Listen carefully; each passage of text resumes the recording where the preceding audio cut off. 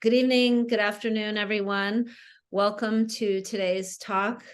I'm Persis Karim, Director for the Center for Iranian Diaspora Studies.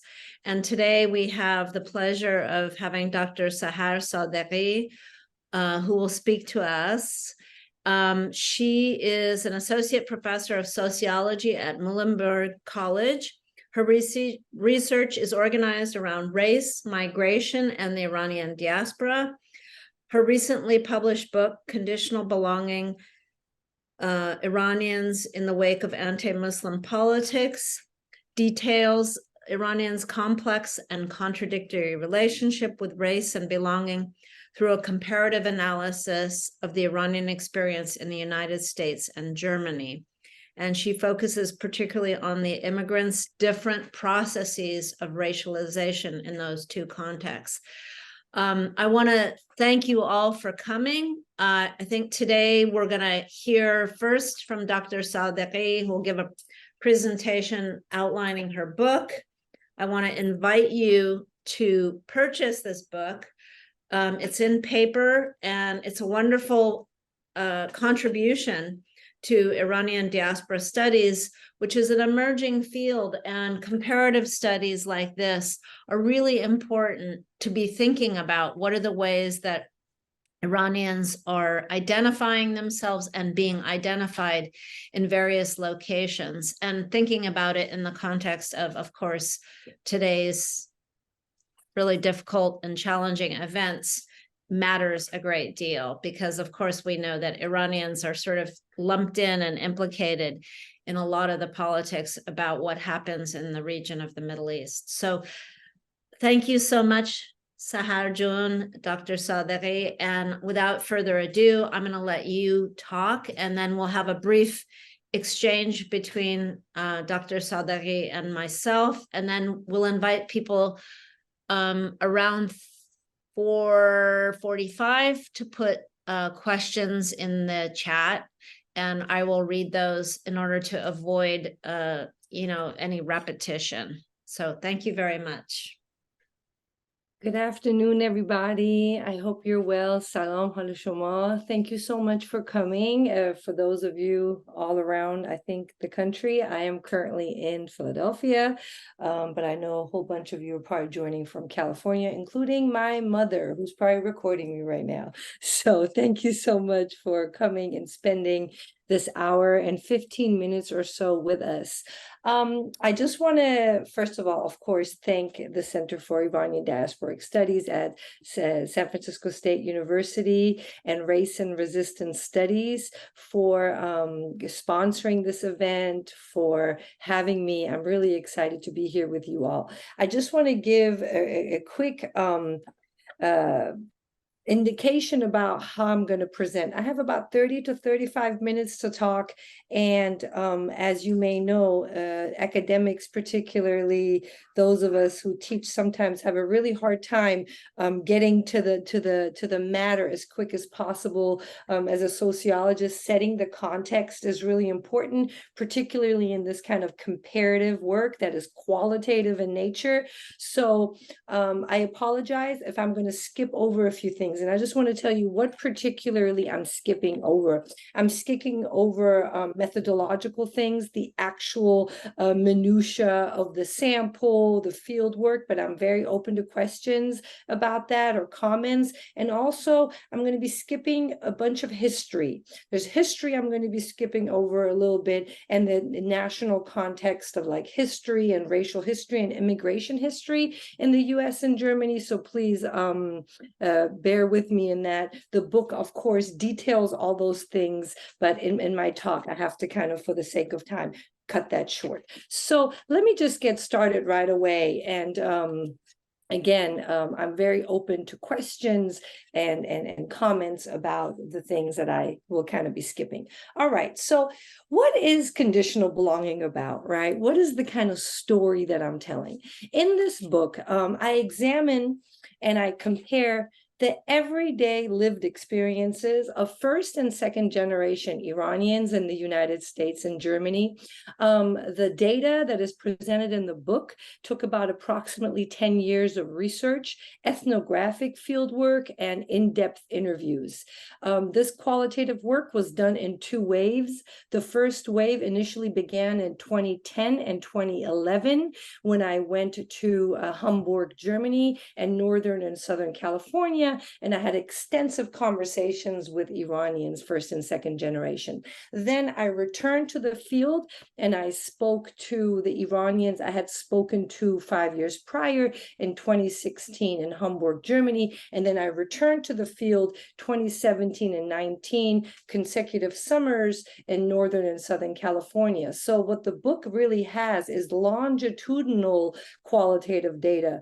When I returned back to the field in 2016, I was able to speak to approximately half of the sample that I spoke to in the first wave of 2010, 2011. So the book really contains 88 in-depth interviews with first and second generation Iranians. Now, if it's okay with you, I just want to lay out for you the larger argument of the book and what I'm interested in looking at and what I look at in this book. So if I may, I'm just going to break it down for you in this way. The first aspect of the book is interested in understanding how global political context, global political policies, foreign policy impact processes of racialization and politicization. The second aspect of the work looks at the larger national context, a national climate, national narratives, immigration policy, refugee policy, so on and so forth. So at the national level. The third, I'm interested in processes of racialization. So how the global context impacts processes of racialization. The second is how the national context, right, affects processes of racialization and politicization.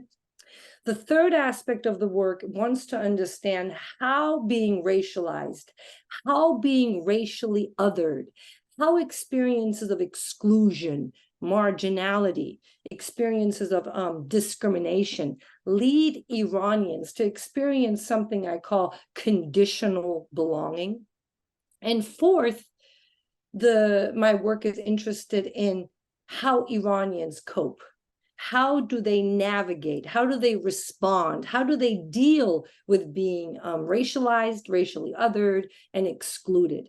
And what I found in my work, as I will try to talk a little bit later in the presentation, is that Iranians use something called racial flexibility in the United States and cultural flexibility in Germany, and that the mechanisms that they use are dependent on the national context and what the existing racialization order and the way each nation does race, what it allows for. So I'll get into that a little bit later, and hopefully I'll be able to walk you through that. Now, when you conduct particularly the work in sociology or any kind of social sciences, when you want to present a proposal for research, you have to tell your either dissertation advisors or those of you funding research, so on and so forth, why the case that you're looking at is important, right? So why the case of Iranians? What's so interesting about Iranians? Or what can the case of Iranians, right? What can looking at the experiences of Iranians tell us about race? What can it tell us about racialization and belonging? Well, why Iranians? In both the United States and Germany, Iranians are regarded to be immigrants who have attained high SES, socioeconomic status. They're seen as being immigrants who have higher educational attainment, professional advancement, and economic mobility. Iranians in Germany and the United States and those in the West in general are also thought to be secular, not religious, and socially and culturally integrated. Some may call them model minorities, maybe. But interestingly, they have so attained these indicators of these demographics. These are their demographics, but they also migrate from a politicized homeland. And what that means is that they're migrating from a homeland that for the last 43 years is very politicized, right? And stigmatized politically. Okay, so that is an interesting situation to be in, that on the one hand you're seen as a model minority, but that you have this burden, right, of political stigma that follows you, that you can't just kind of get rid of in some ways, right? You're racialized because of that. The other thing that someone might ask is, why the comparative?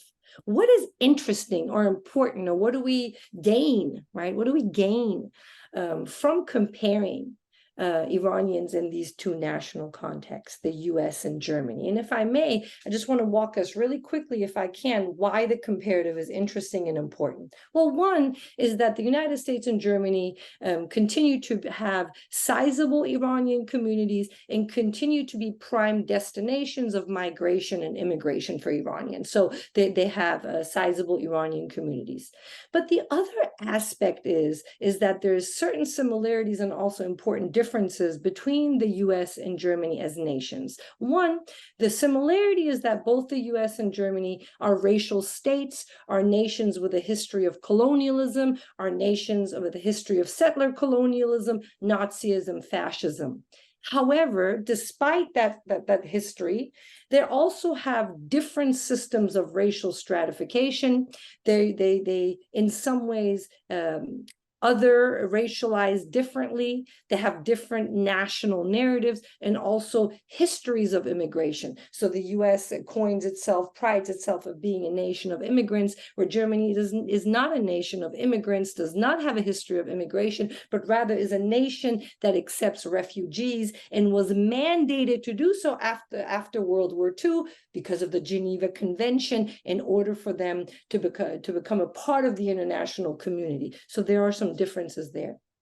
The other aspect is that Iranians in each nation are racialized differently. In the United States, Iranians are considered to be classified as white, along with other Middle Easterners and North Africans. Such designation of being racially white does not exist for Iranians in Germany. And that is also a very important difference. And lastly, if I may, the foreign policy relationships, the diplomatic relationships, economic relationships between Iran and Germany and Iran and the US are also different after the 1979 revolution and the hostage crisis. All diplomatic and economic ties between the United States and Iran were severed, to whereas of Germany continues to have diplomatic and economic relationships even currently with Iran, and was also, if I may, an important state to draft the Iran deal. So those foreign policy relationships, those global political relationships between each nation do differ, and they have implications, right? They have implications. They matter in the relationship, in the experiences of Iranians. So, if I may, now that I have told you a little bit about, again, what this research looks at, and also why the case of Iranians and why the comparative, I want to very quickly walk you through how Iranians experience the United States. And I'm going to do that short if I can. Then I'm going to walk you through Germany and hopefully highlighting what is interesting about each context and what differs. And then I'll get us through a little bit about how this impacts belonging and how Iranians navigate racialization. So any immigrant group, and if I may, any newcomer to any nation, right? So this means including Iranians. Iranians are no different.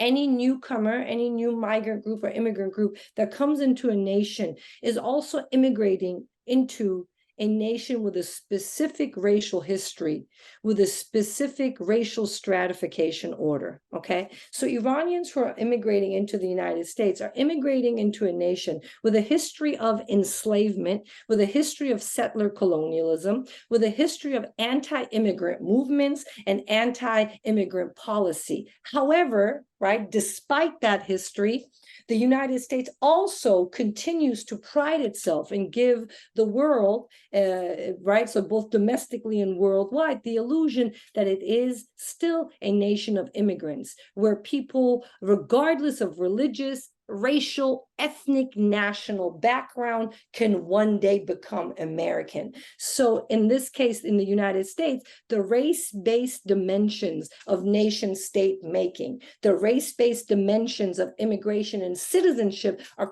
a little bit more hidden in Germany. They're more hidden in the United States than in Germany, which creates this kind of illusion of inclusivity and equality. The other important aspect is that Iranians, along with other Middle Eastern and North Africans, like I mentioned, are legally classified as white, right, since 1914 with the Dow v. United States case, which designated Lebanese and Syrians as white. And by extension, Iranians have white racial categorization. Now, if you were to ask Iranians, right, despite this official white racial classification, they would argue that they might be white on paper, but their access to this whiteness is situational, is liminal, is shifts, and has ebbs and flows. So even though they have white racial classification, Iranians explain to me that they feel continuously and persistently stigmatized. Their identities are politicized because the larger political relations between the US and Iran since the 1979 revolution. So what I found in my work is that the racialization and the politicization that Iranians experience in the United States is mostly about Iran, so their homeland of the first generation, or the homeland of the second generations as parents, right? So their parents, and also the larger, wider political conflicts in the Middle East and Muslim majority nations, so the larger racial projects in the Middle East. And the evidence, right? The evidence that I found that the global politics around Iran matter really came through in the interviews I did with Iranians who were in the United States prior to the revolution. They really explained to me that it was almost a shift, a change overnight, where Iranians went from friendly foreigners to enemy foreigners, to hostage takers, to Islamists. And if I may, I want to pause really quickly, if I can, and read a vignette from Mary. Mary was a first-generation woman living in Northern California. When I interviewed her in 2010, she described her experiences as an international college student who was in Florida prior to the revolution, and then the revolution occurred and soon after the hostage crisis. And this is what she explained to me about both the climate and what she was experiencing as an international student in the United States. She says, they had no idea about Iran besides the hostages and what was in the media. So there was a lot of resentment with me at the dorms. It was in my second year where I used to get snide remarks, like when my roommate told me that she did not want to live with that Iranian and that she was going to ask for a transfer and all that. A couple of instances, there was some spray painting on the door. I was frightened. And amazingly, I had already made some connections with a couple of girls in my street. They were Americans. They offered a lot of support. And one of them offered her parents' house. And I wanted to live off campus. And that opportunity was amazing. And since she goes on to talk about the climate, and if I may, she continues to tell me that it was very common practice for academic advisors at the time to call in Iranians into their offices, warning them of danger, telling them to be careful if they're out in public, and also that deportations were on the rise. And when Mary was explaining to me about this fear, this suspicion, this is what she told me when we were talking about the tense environment. She explained at the time there was a lot of deportations of Iranians, and all these Iranian guys from engineering and the computer department, they were being shipped back to Iran. I was so afraid. My student advisor told me that someone had contacted them with a list of Iranians. I was a good student. I was maintaining A's and B's despite the 40-hour workload. He suggested that I be very careful and that the officers are coming back in 10 days. So that gave me an unsettling state. one of the girls offered her boyfriend to marry me, laughing. So that's what I did. I didn't want to risk going back. And I got to say, getting married to American citizens at this time at a risk of deportation was actually not rare, if I may say. I spoke to a few other first-generation Iranians who resorted to that. So I think what I just wanted to highlight with that vignette is that the environment for first-generation Iranians who were here as college students was very tense. The book I detail about what happens to them, the policing of public space, so on and so forth. So what I really want to just highlight here before I move on is that while Iranians are not representatives of the Iranian government, they are persistently and consistently racialized as being hostage takers, as being a part of an axis of evil, as originating from terrorist sponsoring nations, nations that harbor anti-Western, anti-American sentiment, which is a lingering image associated with the hostage crisis. And of course, this enduring discourse has not changed. And we saw it rise up again after 9/11. The Trump presidency, particularly the Muslim ban, and then, of course, the decertification of the Iran deal, the additional sanctions, so on and so forth. And Iranians cite, by the way, the Trump election in my interviews as really reawakening that feeling of marginality, of fear, and of not knowing where they stood in the United States. So I want to say the follow-up research that I did going back and talking to Iranians in 2016 and 2017 was absolutely important, because I saw that as Trump becomes president, as Iran is back as being as the main topic in political discourse, Iranians were feeling those shifts in public, at work, among colleagues, and so forth. And I highlight that in my book. Now, I'm sorry to cut it short. I want to move a little bit, if I may, to Germany and talk about the German context. So I just went over quickly that in the United States, the racial projects about the Middle East, particularly the relationship between the United States and Iran, is at the center of Iranians' racialization and experiences of racism and marginality. In Germany, if I may, it's less about being Iranian, and it's more just being about being a foreigner. And that I'm going to skip a little bit about some things, but I just want to say that in Germany, nation state making and the idea of not having a history of immigration, not seeing themselves as a nation of immigrants, not having immigration policy, has deep ramifications of folks, of immigrants feeling like they can be a part of the nation.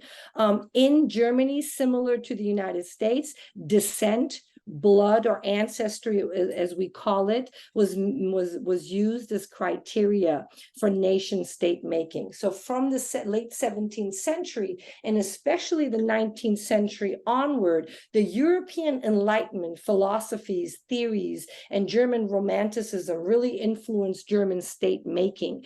And it was this idea of the nation as being one extended family that has only one national character, that everybody has the same language, the same background, the same customs and traditions, really become the substance that give rise to the idea of the folk, the German people. So descent-based criteria was crafted to make German citizenship. And this descent-based conception becomes national law in Germany in 1913. And thus, it was the German state was able to justify the genocidal treatment of Jews and other socially marginalized groups by citing these irrefutable racial, ethnic, religious, cultural differences, right?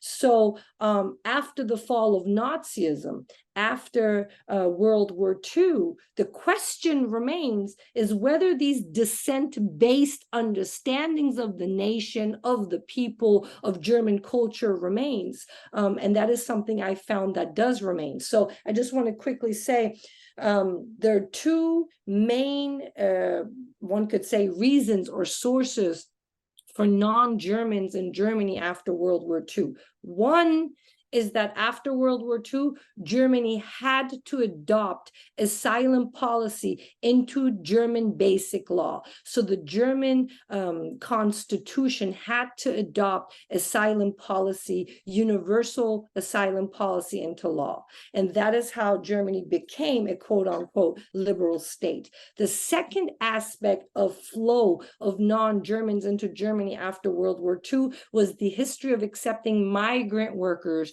After the destruction of Germany, Germany had to be rebuilt, and Germany did that by signing a number of migrant labor laws, including Yugoslavia, with Italy, and with Turkey. So Germany lacked official immigration history. It was not recruiting immigrants, but there were two sources of foreigners, quote unquote, or migrants coming in, one as refugees and second as migrant workers. But it did not, Germany did not give permanent settlement, or neither did it give the same social and civic rights, and it did not get rid of descent-based criteria until 2000. So it was really that Germany was at a conundrum, at a crossroads in the late 90s, and thus in 2000, Germany finally gets rid of blood or descent-based from citizenship, and it was the first time that Turks and non-Germans can become citizens.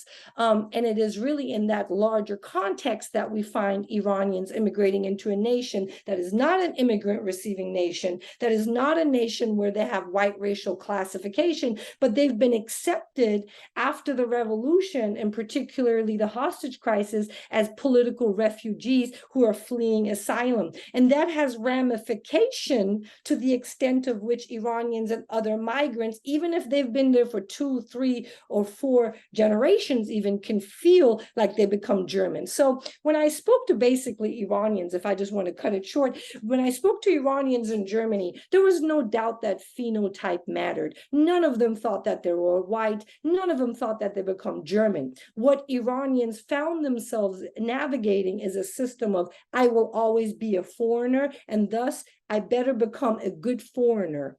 And Iranians felt like they were good foreigners, because compared to the other migrant populations, particularly Turkish people who they constantly got compared to, and thus they compared themselves to, was that they were secular, they were not religious, they were culturally and that they were culturally integrated, they had a Western mindset, they believed in Western democracy and laws and so on and so forth. So Iranian found themselves not being able to become German, very acutely knowing that there were Ausländers, which is a German word for foreigners. They even used the word Schwarzkopf, which is the derogatory word for blackhead. And what that really is in Germany is that anyone that has any dark features, so dark eyes, dark skin, any kind of dark features. And Iranian first and second generation were very acutely aware that they would never become German, that they didn't have the designation of honorary whiteness,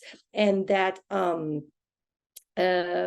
they would never really become German. And the other thing that I found in my work that I thought was really interesting is second generation Iranians telling me the differences between a plastic Deutsch and a bio Deutsch. What they meant with a plastic Deutsch, a plastic German, is a foreigner or someone with foreign background that had German passport. But everyone knew that there's a difference, they said, between the plastic Deutsch and the biologic Deutsch. And the biologic Deutsch was what? The biological German, the German that had Aryan background, right?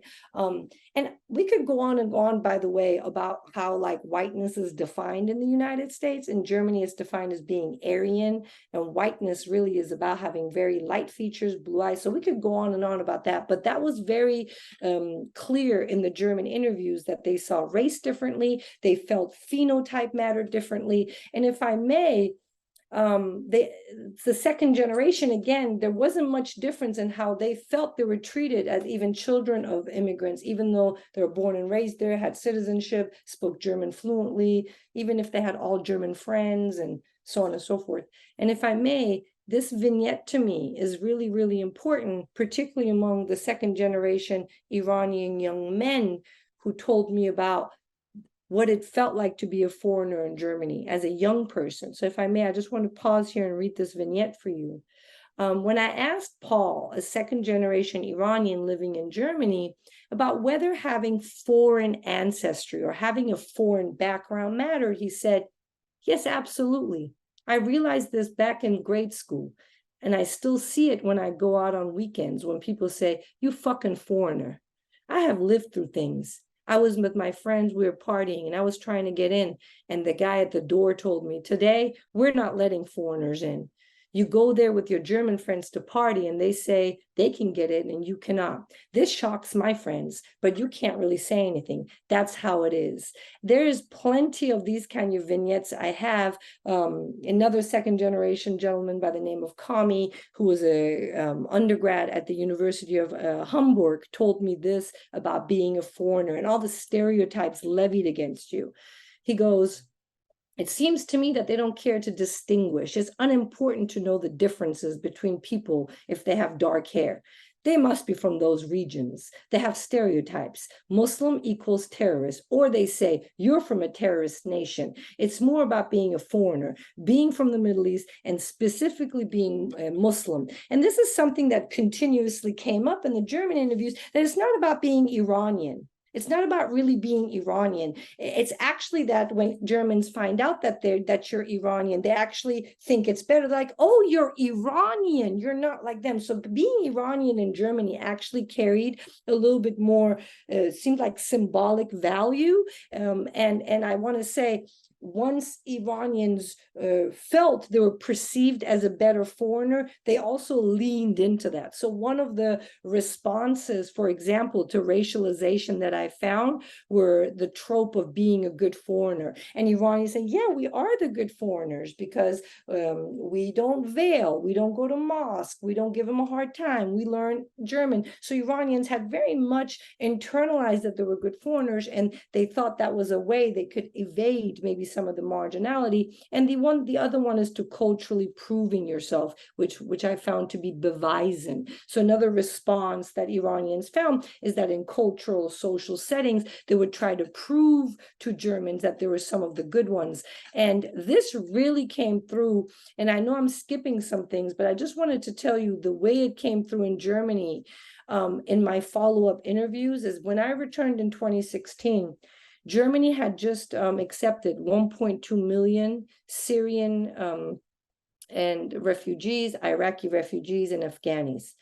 And with this acceptance, Iranians who had been in Hamburg well established for 20, 30, 40 years, they felt themselves under threat. They were quite concerned with whether they would get lumped in with the new refugees, particularly because in the turn of 2016, the negative comments about refugees had changed from 2015. And we could ask about me if you want to ask me in the Q&A about that. But when I went back, the environment was quite different than 2011 when I went back in 2016, and Iranians were even more adamant about wanting to publicly prove or make it known to Germans that there was a distinction between them. So if I may, I want to focus on this, this vignette from Buya Gandom, who was a first-generation Iranian, an engineer who had been in Germany now for about 15, 20 years. And she talked about this thing that I call proving yourself, beweisen. So one of the forms of proving yourself came in the form of correcting newly received refugees on proper etiquette in public spaces, especially doing correct.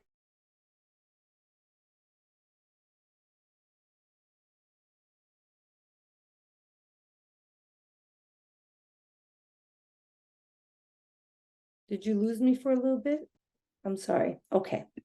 If I may. So one of the forms of beweisen or proving yourself came in the form of correcting newly arrived foreigners or people Iranians thought had just newly came to Germany on how to behave correctly in public.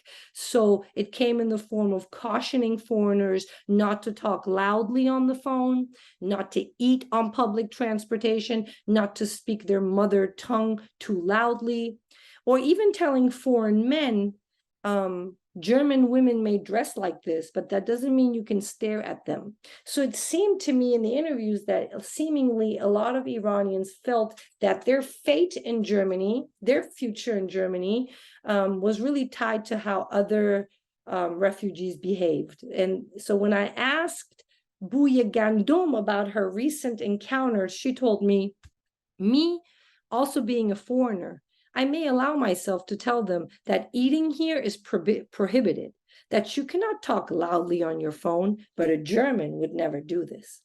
When I asked her why she feels the need to intervene, she argued that I do not want my image to be tarnished because I see how Germans are looking, how they perceive this. I also do it because I hope that they learn. It's like, okay, you want to live here, but you must adjust to German society. It's not like we're in Iran where everyone is talking loudly, screaming, talking over each other. When I interject, it's good for me because I do not want to get on the train tomorrow and have them say that all foreigners are rotten. I do not want to have our image tarnished. And that came up quite a bit, that for some Iranians, a response to marginality is trying to teach other people, trying to prove to other one. The other one was the ownership of dogs, which I found quite interesting. Some Iranians who had mothers or themselves who felt discriminated got a dog, and they felt that having a dog in public created a cultural proximity.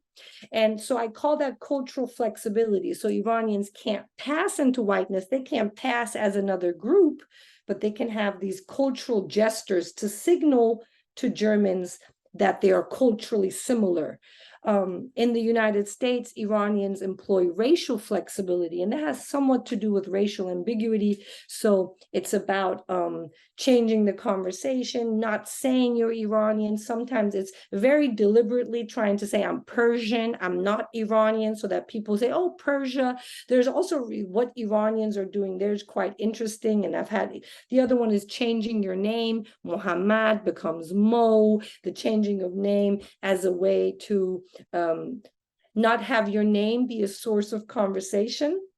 A gentleman told me had he changed his name from Bijan to Brian because no one will ask anything about Brian. It creates, so there's all these different ways. But Iranians in the United States, again, and in Germany have different responses to an extent, and that has to do with what is at their disposal and what they can, I guess, could say, get away with. I just want to finish because I know I'm looking at the ticker. Just want to finish by saying, what are the ramifications of all this? So one would say, what is the impact on belonging? Well, if you feel marginalized, right? If you feel excluded, if your identity is always up for suspicion and questioning, even if you've been in a nation and you have citizenship, you've had citizenship for years, you're middle class, you're college educated, you live in the suburbs, you've done all the things they said you should do to become part of the part of the melting pot or whatever. You become the model minority and you're still excluded. You still feel racialized. You still feel that your identity is constantly questioned. Then you cannot feel belonging.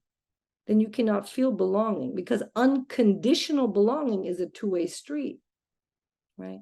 So those are the last words I kind of want to leave us. And I apologize if I went fast or I skipped some things. I just want to have enough time for you guys to ask me questions.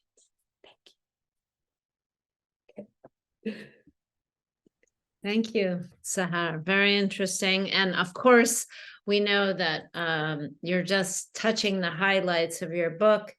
I wonder if I could ask a couple questions, and I want to invite some of the members of the audience to also put your questions in the chat, and we'll get to those eventually as well. I wonder if you could talk a little bit about the subtitle of your book is Anti-Muslim Politics, and I imagine you touched more on that in terms of the 2015-2016 refugee crisis and how Muslim identities maybe suddenly were much more pronounced because of the big numbers of Muslims.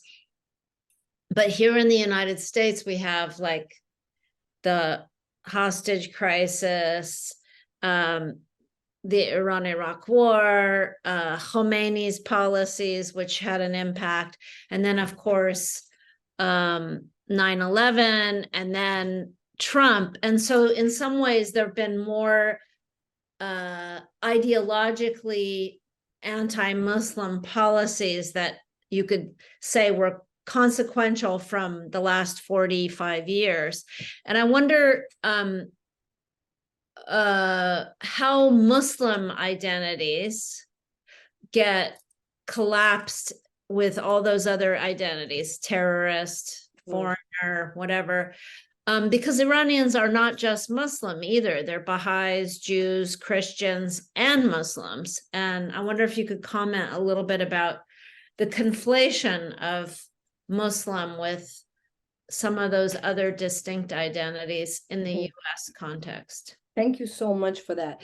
And this is where really racial theory and understanding the larger history of colonialism is really helpful to us. So the racialization of Muslims as it goes actually centuries before, particularly even at the time of the Crusaders. So if you go all the way back, this idea of Muslims or Arab nations or people hailing from that part of the world as barbarians, as uncivilized. Edward Said's book Orientalism is excellent for that, where he really sketches out the literature, the cultural, the political idea of the Occident and the Orient, and the idea of Muslims as like incompatible with Christendom, and he goes on and on and on. So if I may, I would actually argue that this conflation, the racial, so even before we had racialization theory, the idea of Orientalism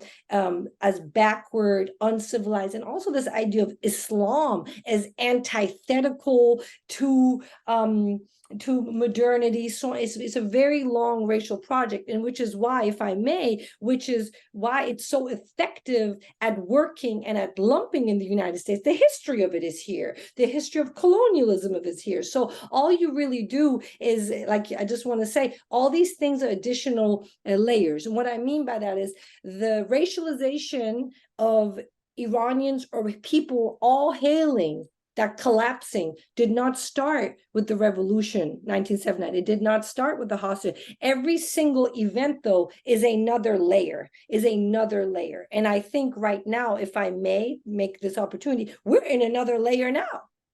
And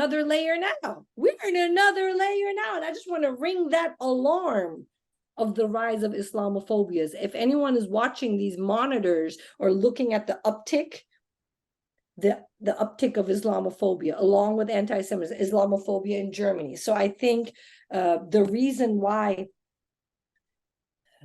this othering, I want to say, is so effective is because of this very larger history of colonialism. My point is, I guess I just want to add, the Muslim ban or Trump becoming president in and of itself, if there's no existing foundation of Islamophobia, then one policy couldn't do what it has done to people. There clearly has to be a larger background. And if I may, I didn't even get into it. If anyone's interested, you should look at the Saturday Night Live clip in the 1980s where they're making fun of Iranians. And SNL did the same thing with the Iraq War, making fun of it. They did the same thing last week. So it's like, even if we look at pop culture, these tropes, you can really replace any group from that part of the world. The trope is the same pretty much. The caricatures are very similar. Yeah. Well, since you brought up the present moment, and I know you don't have a crystal ball, but in what ways do you see this moment differently than, say, 9/11? Or because 9/11 had the level of kind of cataclysmic violence that the events that are happening in Israel and Gaza are having. How do you see some distinctly different thing in addition to like reverting back to some of the same tropes and sensibilities? I mean, certainly we have a right-wing element in our Congress, for one thing. I'm concerned about the US context for sure. Don't get me wrong. I'm very concerned about the German context. I'm so worried about the German context. I can't even tell you what's happening what's happening in Germany right now is outright scary. It's outright scary. And meaning recently in Berlin, they took down an art exhibit exhibiting just Muslim artists, saying it's like, so now just being Muslim and having art done by a Muslim artist got taken out. They said this is the bad time. Bad time. What they're conflating in Germany. I'm concerned about the US. I'm concerned about France, but given my work, of course I'm concerned about France. Everyone should be concerned about France if we're talking about Islamophobia and anti-Muslim. But Germany right now is on a very dangerous path, and I don't know if they're understanding how dangerous this path is, because they just accepted all these refugees, and just a few years ago Angela Merkel is saying wir können das schaffen, we can do this, Germany is a changed Germany, Germany is different, we're not those people anymore. And what we're seeing on the ground is really alarming. So I don't have a crystal ball, but I think we should buckle up. Yeah. I want to get to some of the Yes, questions that I course. see now in the chat. Some Mana Tahai I said, love them. given that your research took place over several years, did you observe a shift in Iranians' racial self-perception over time? In my experience in the US, there are both generational differences in how we understand and frame our racial identity, as well as changes over time due to the socio-political changes you've referenced. And the second question that Mana asks is, do you observe any trends in how whether second-gen Iranians align themselves racially with other Swana groups, immigrants? This is such an amazing question. Thank you. I was hoping someone would ask it. So I just want to preface it with saying this. When I did these interviews and I followed up with the second generation folks, when I first spoke to them in 20, let's say 10, they were already 20 something years old. So by the time I talked to them, let's say 8 years later, they're already late 20s, early 30s. So I'm not really catching them. I'm catching them a little bit at the political consciousness, but not yet. But I will say this, anecdotally, the informal conversations I've had with second gen Iranians here now, informal, not a part of the research, side conversations, young folks who want to get mentored, people I've met, very big shift. I don't think they're going to fall for that we are Aryan socialization thing, that we are white, we are all white thing, that the previous generation, I don't think they're falling for it. I think they're totally impacted by Black Lives Matter. They've been totally impacted by social media. I think they're even among some people, there's this idea that we are brown, we should be proud of that. I think not all, but there's a level of political consciousness and shift that is absolutely generational. It's happening. And I think they're challenging their parents. I think they're challenging their parents, and they're young people. A lot of these 17, 16, 18-year-old second generation kids who are not in my sample, if I would speak to them now, we're going to see a very different climate because the US climate has changed.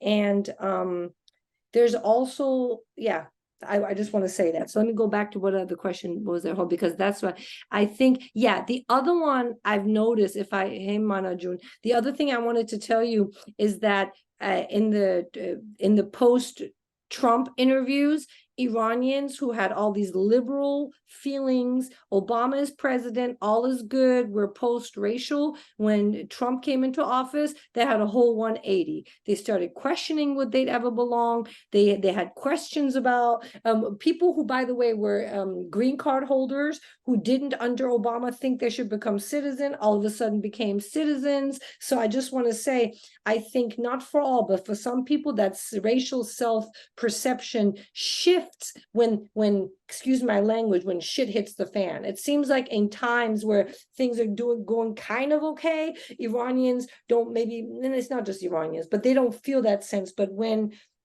I think these experiences of exclusion happen over and over again, there might be a shift that's happening. But I think with the second generation, we need a lot more work on that. But I think I can say that there's an absolute shift, and I don't think they see themselves as fully white. And I think they challenge their parents with these Aryan myths of like Iranians are white. And then they go to school with Lebanese, with other Arab, with Palestinians, with Indians, South Asians, and and then they're like, oh, we have similarities with these people.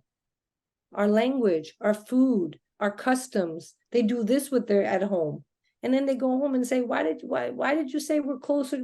So I think there is shifts happening. And I think this is why the field needs to, like the emerge and the growth, we need the scholarship. But I think definitely, Mana June, and I also want to say there's probably regional differences even in the US. I just looked at California in the US. If we looked at regional differences, could that be the case? And demographic differences. I just want to point out, I did not have any Kurdish Iranians, Assyrian Iranians, Armenian Iranians. So no ethnic racial minorities or religious minorities were in the sample. If I spoke to Kurdish Iranian parents, would they socialize and talk about raising their kids differently? For sure. So I just want to say all those Iran is not homogenous. Iranians are not homogenous, like Persis said. So if we add all those, I think there might also be some differences there. There's also intermarriage among Black people from the US with Iranians. Mixed race Iranians. Yeah. So Mana is asking, does your research include Iranians of African descent? No, it does not. But I would love that kind of project in the future. There's no doubt. There's no doubt. There's so much work to be done, Mana June, and I think that would just highlight. I think it's coming up, not in my work, but I think even the Collective for Black Iranians, which is a collective that I think being spearheaded, all really interesting work that's emerging through them. Kaylee is asking about additional reading suggestions. So yeah, may I send an email that then we can send to folks? Is that possible to do? May I suggest a few? Yeah, why don't you suggest a few right here, just because we might not get to it right away. As in with regard to like research that's been done on it, up and coming, that's already been done. Definitely Netta's book, right? The Limits of Whiteness. Okay. The Limits of Whiteness, Kaylee, by Neda Makbouleh. The Limits of Whiteness, which I cite in my work as well. Yeah. And particularly looking at second generation and how they navigate this white browning, this from whiteness to browning. I think there's quite a few other things, like there's a few books that are coming out in the future. Like I actually want to just, if I may plug Bita Bakwalizade's book that's coming out in the spring, The Color Black. And that's about Iran. And even though you might think it's not connected, it's about slavery in Iran. And she's retelling history, Iranian history in a way. And I think that has massive ramifications on identity as well. The story we tell as a nation is also the story that we tell as people. So The Color Black, Duke University Press, Bita Bakwalizadeh is coming out April next year. And it's going to be very happy. Amy Malik is going to have a book coming out. We all have things are coming out, people. But I have a few other books that I'm thinking about, but I just, on the spot, I just want to think about, because I also want to suggest books on race, if I may, race and nationhood, not just Iranian diasporic studies. I think there's books on like racialization and racial theory we need to read. Goldberg's book, The Threat of Race. If I may, could you put that in there? The Threat of Race by Goldberg. Excellent book about how race is done in the world. He does South Africa, he does Palestine, he does Europe, he does Latin America. It's called The Threat of Race by Goldberg. Excellent book on race and nation state making. Yeah, excellent. The Threat of Race by Goldberg. Those are some that are coming to mind. So I wonder if you could talk a little bit about, I know you're going to Germany. Are you doing work that's a continuation of this book, or is it a whole new project? I don't know. At first I thought, I thought I was going to go back to see what race and racism and what that neo-nationalism is looking like, because Germany is in the bouts of like a identity crisis. It's voting in very political conservatives. There's even someone who's a center Democrat who recently said new refugees should be deported. There's some crazy stuff happening in Germany, and the racism monitor shows increased assault on Muslims, Muslim mosques and synagogues. So I actually just wanted to go back to figure out what the heck is happening in Germany and why this backlash. There's a massive backlash from German politicians and the public for accepting refugees. The war in Ukraine caused a lot of things to be really expensive. So the economic austerity in Germany is causing a lot of scapegoating of refugees. So that's what I was initially going to go back for. So that is still there. And now I'm also interested in seeing how are Iranians dealing with this increased racialization? Like I hear it's bad right now in Germany. A friend told me that within 5 days, she had 10 encounters of casual racism from Germans. I speak fluent German, so I want to go back and see what's going on. So Persis, I now think I might have 2-3 projects to do. I don't know. It's crazy. I don't know what to say, y'all. It's just, I thought I was only going to do one project. Now I'm like, oh gosh, I need to figure out what's going on. In light of the differences in the US and Iran, for example, one of the byproducts of the BLM protests and George Floyd's murder was some institutional shifts to include diversity, equity, and inclusion as both a legal precept and a cultural precept in some institutions. And now there's a backlash against that in the United States. Does anything like that exist in Germany, either pre-2015 or post-2015? Like there's no attempt to not just integrate people into the state, but attempts to uplift or account for some of the hardships that people have based on racism and anti-foreign sentiment?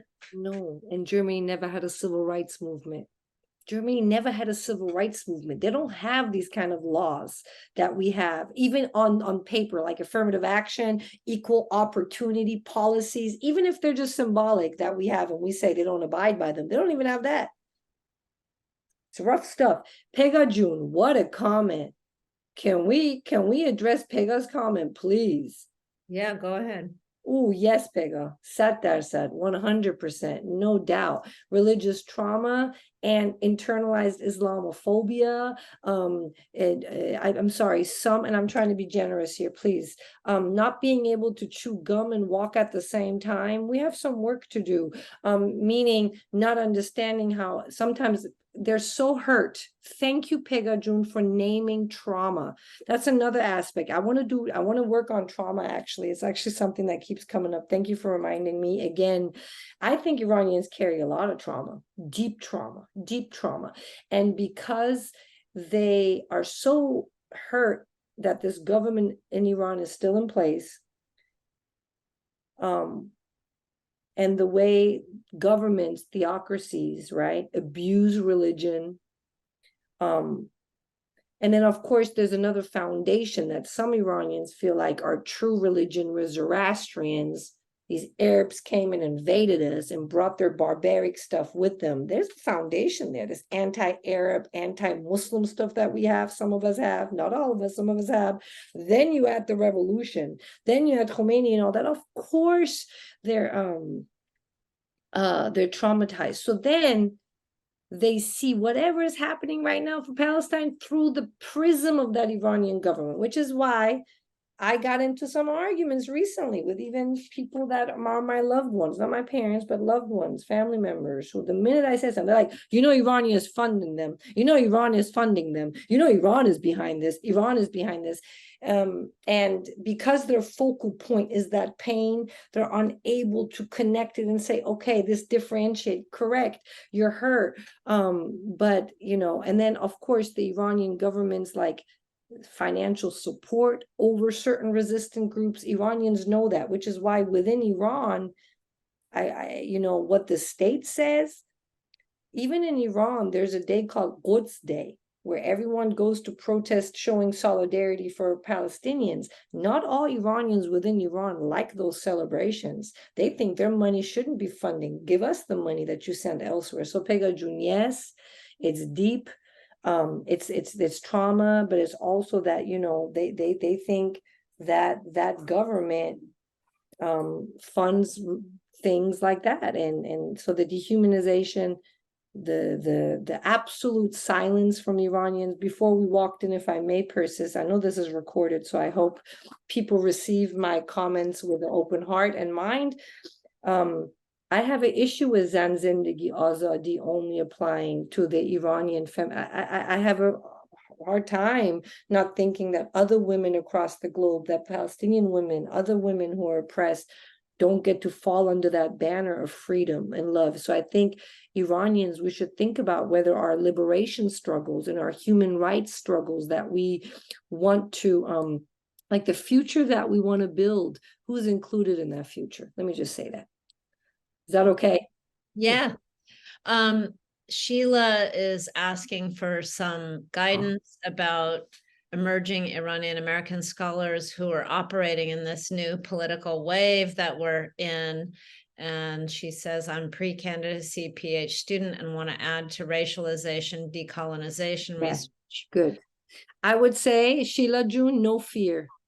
Go with your instincts, go with your gut, do the work that you want to do. You're going to land on your feet and do the work. I know it's a rough time. It feels scary right now. We want to, we have our own feelings, and then we have professional obligations. I just want to say that if you want to do the work, you will find your people. You will find your people. You will find the scholars. You will find the people. You will find your community. And I'm proud of you. Yeah, I want to add to this research. What a time. And that we need you more than ever. That's what I would tell Sheila. Just don't be scared. Just jump right in and we got you. And I will add that, you know, this is an opportunity for us, I think, to be self-critical by using tools of our fields, whether it's humanities or social science, to be self-critical about the kind of narrative that has been constructed about Iranians by themselves as immigrants, or in contrast with the Islamic Republic. Those aren't the only two narratives, and there's so much more nuanced. And I will also add to what Sahar offered earlier about, I see very distinctive generational shifts taking place. And I think it's a really important time for people to be documenting it, to think a little bit about what the difference between second generation, not even post 9/11, we're talking about post George Floyd pandemic, post-pandemic too, post-pandemic, yeah. Me Too. I'm sorry, post George Floyd, post-pandemic, Me Too movement. These are all movements that are interconnected. The green movement here, young people saying like, what is the US doing with regard to student loans? These are all very interconnected. I would say but so it's if I may, Persis, it's also time for, you said self-reflection, critical self-reflection. If I may say, it's also time for political education. It's a time for political education. We all need to be reading more and talking to each other more. Shireen Shokuhi says, Kenneth Lay's book on racial trauma is excellent. I'm going to take a picture of that, Shirin June, because I have not read it and I need it. Thank you, Aziza. Do you want to put or tell people how they can get your book? Because the discount code, I think, didn't work. Okay. Don't buy it on Amazon. They won't give you a discount. If you go to NYU Press, and I believe we have a common press, Ariana Damovandi, first comment, save 30%, code Sadeghi 30-FM. Please get the 30% off discount. Please get the discount. I'm a child of immigrants. I like discounts. Use the discount, please. I think Mariana said that was expired. I think that's. Is it? Yeah. Okay, let me see if I can contact them and get another code, I'll see what I can do. Okay, Addie wants to know if we want to access this recording, sign up for our newsletter. You will get it automatically in the next edition of our newsletter. Are you also selling t-shirts? Because I'm wearing our t-shirt. Yeah. This is the t-shirt from Well, we have large and extra large, but she's wearing our diaspora I t-shirt. love it. Thank you for that. It was a gift. I appreciate you. There's another question from Rumi, who says, have you seen the westernization of Iranians in the diaspora informing solidarity pursuits with Iranians in Iran, within Iran? Yes. I actually think young Iranians coming from Iran are teaching us a lot. I love them. An Iranian young woman in New York told me the Muslim ban, she didn't grew up thinking I'm in solidarity with the other people on that list. So Syria, Sudan, Iraq. So she grew up, kind of in a Persian bubble, she said, in LA. She had gone to New York for grad school. And here come these international students from Iran recently having arrived. The Muslim ban happens. They can't go back. Their fiancés can't come.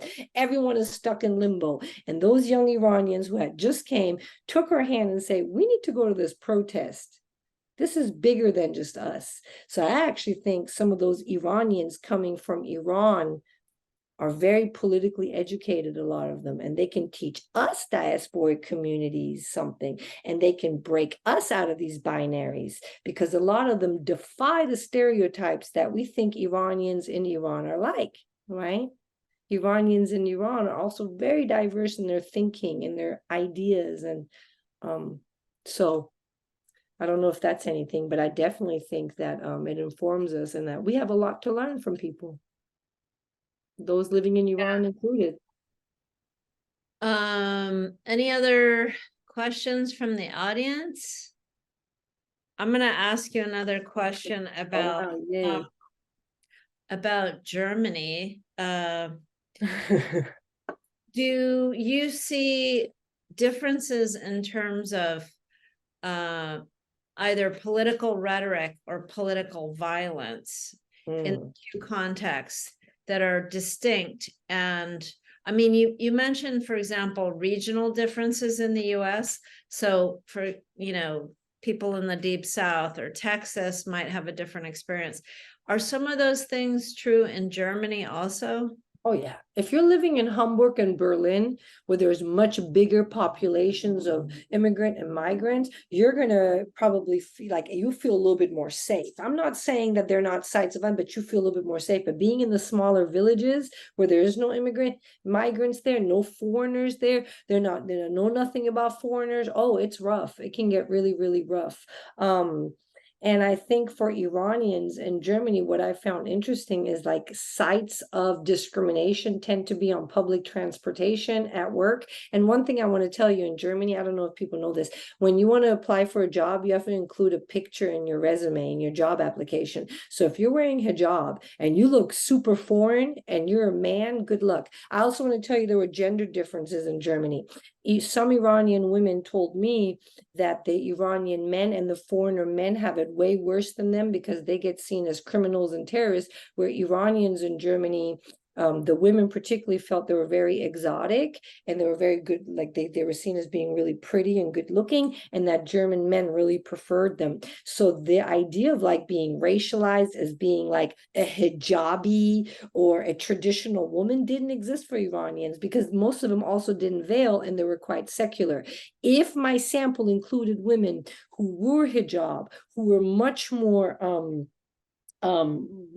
didn't do some of the cultural things that Iranians did that were seen as more Western, no doubt they would have more experiences of discrimination. There was a young woman who was really interesting who veiled. Her parents didn't veil, and that one of her sheikhs told her that in Germany she might want to consider taking the veil off, and that no one will look at you less religious if you take it off. For your safety, you might want to take the veil off. I didn't hear that stuff to an extent as in Germany. It doesn't mean Islamophobia doesn't exist, because clearly they killed a little boy. They stabbed a young man in the early part of October, remember, in Chicago.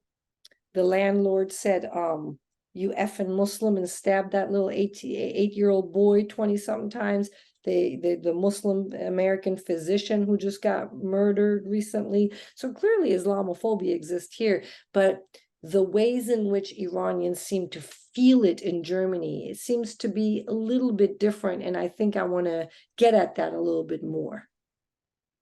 I think it's also interesting that Islamophobia right now at this very moment is being posited as a different form of hatred and discrimination than anti-Semitism. And they're the same root.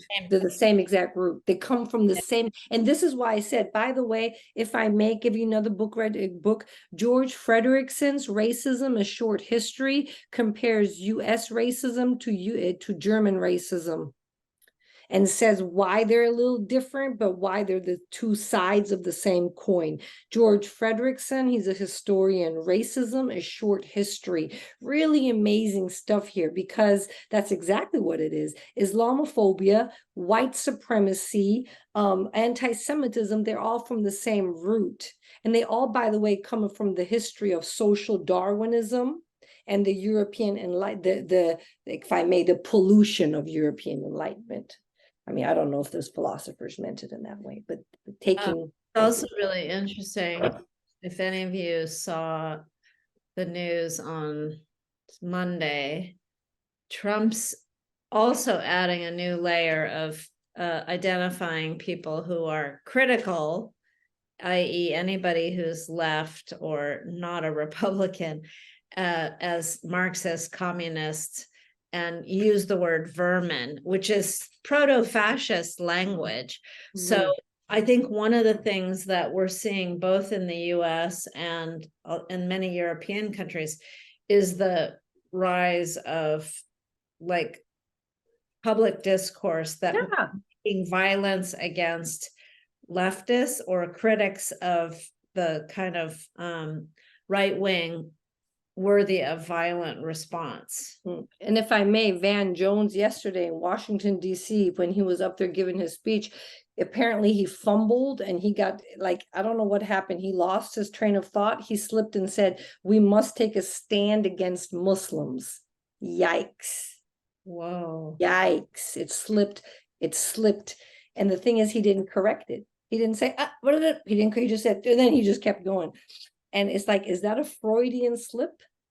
We should take a stand against Muslims. This language, and it's genocide language. And it's also the other one where you said vermin, if I may. Human animals is the same thing. A human animal, four-legged animals. Yeah, Persis June. Okay. Is there any parting questions? Because I want to give you the opportunity to ask. I put your email in the chat because somebody asked if it was okay. I think yes. Yeah. Yes, especially for younger scholars, it's really important to have models. So I thank Sahar for pursuing this work. There's only a handful still doing work on Iranians and racialization. And I think we're in for a very rough ride. And especially if the exposure of Iran's complicity in supporting Hamas can get a lot more dicey, Oh, yeah. That's why I said we should buckle up for a rough ride and get politically educated and, find like-minded people, read a little bit more and do the best we can. But yeah, I think I keep continuously coming back to this thing about what does it mean to be a collective member of a society? What does it mean? Are you a consumer? I always tell my students, are we consumers? Or are we active participant members in our society? And I think part of it is being politically educated, reading history, being really aware of what's going on and being careful of the tropes. And I understand that as you talk about trauma, I understand that when a group feels traumatized and scared and anxious, we go under. Iranians, like other groups, they go under the cover, meaning instead of speaking out, we get scared and we go within. We hide more, we cover more, we try to walk away from uncomfortable. Oh, no, we're not like them. We don't. And I think we need to just think about what are the long-term implications of these covering mechanisms that I talk about, because I would argue that the covering mechanisms that I talk about are only going to exacerbate. They're going to get right. Are going to only exacerbate. Sheila June, I found my participants through a number of ways. Organizations, I put out years ago an ad on Iranian.com, friends, family, I went to events. So it was through snowball sampling. So once you find a participant, they introduce you to someone else. So it was through various methods at the time. Snowball sampling, that was mostly. Okay, well, I want to thank you all for being with us today, and thank you, Dr. Sadeghi, for your very insightful work, and congratulations on your book, Conditional Belonging. I highly recommend it, and I wish you all a safe and safe time and a wonderful opportunity to continue to educate yourselves about the events unfolding.